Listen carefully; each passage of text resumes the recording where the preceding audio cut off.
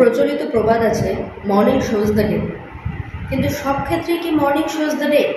সব ক্ষেত্রে কি আমাদের জীবনের প্রথম ভাগ দেখে আমরা গোটা জীবনটাকে বিচার করতে পারি? অনেক শিশুকে নিয়ে বাবা মায়েরা আসেন যাদের প্রাইমারি এডুকেশন অত্যন্ত বাজে।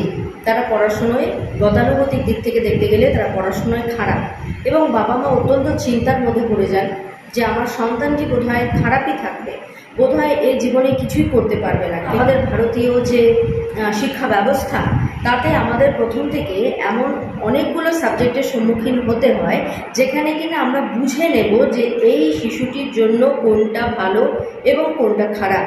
এই বোঝার জন্যই কিন্তু এতগুলো স্ট্রিম।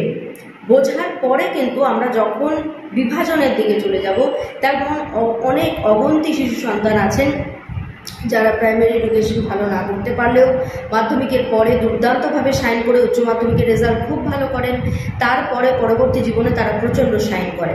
তাই জন্য ছোটোবেলায় রেজাল্ট খারাপ দেখেই এটা বিচার করে নেবেন না যে আপনার সন্তানটি পড়াশুনোয় খারাপ, তার কেরিয়ার খারাপ হবে, সে জীবনে প্রতিষ্ঠিত হতে পারবে না। এগুলো সবসময় তাকে তার আনন্দের দিকটিতে মোটিভেট করার চেষ্টা করুন।